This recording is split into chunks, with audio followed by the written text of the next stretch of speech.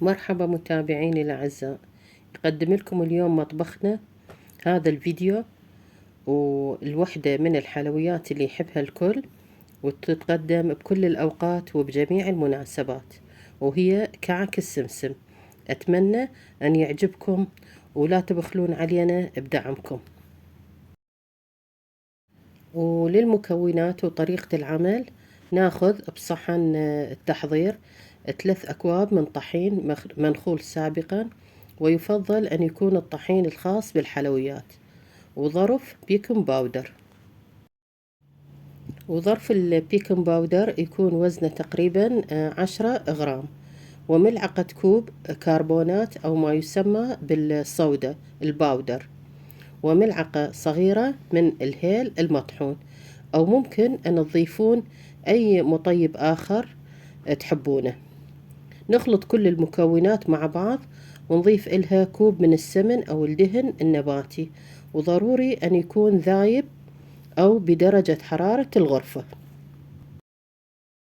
نخلط المكونات الجافة إلى أن يصبح الطحين بشكل رملي مثل ما تشوفونه أمامكم، وممكن أن نستخدم إيدينا بهذه المرحلة حتى نحصل على القوام اللي نريده. نحضر صحن كبير ثاني ونحط بيه الحليب، ونضيف إلى السكر المطحون. طبعا استخدمنا 3/4 كوب حليب وكوب من السكر المطحون، وكمية السكر هنا ممكن أن نضيفها حسب رغبة الشخص اللي يحضر الكعك. نخلط إلى أن يذوب السكر بالحليب تماما. بعدها نضيف الخليط على بقية المواد، ونعجن إلى أن نحصل على عجينة لينة ومتماسكة. طبعا أنا استخدمت اليوم السكر المطحون، ممكن أنه تستخدمون السكر العادي. نحرص على أن يذوب بشكل جيد بالحليب. ناخذ كمية من السمسم المحمص، ونضيف إليه كمية من القطر حتى يلتصق السمسم بالعجينة. ناخذ جزء من العجينة ونفرده بالشبك، ونقطعه إلى دوائر بسمك نصف سنتيمتر تقريبا.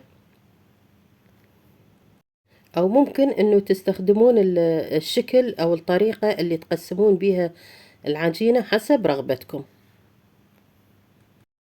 حبيت أنه أقدمه بهذا الشكل اللي أمامكم، وبعد أن نقطعه بهذا الطريقة راح ناخذ كل قطعة ونغمسها بالسمسم مع الضغط على وجهها، ونحطها بصينية الفرن. بهذه الأثناء نكون محضرين الفرن على درجة 180 درجة، ونكمل كل العجينة اللي عندنا ونحطها بالفرن لمدة 15 دقيقة.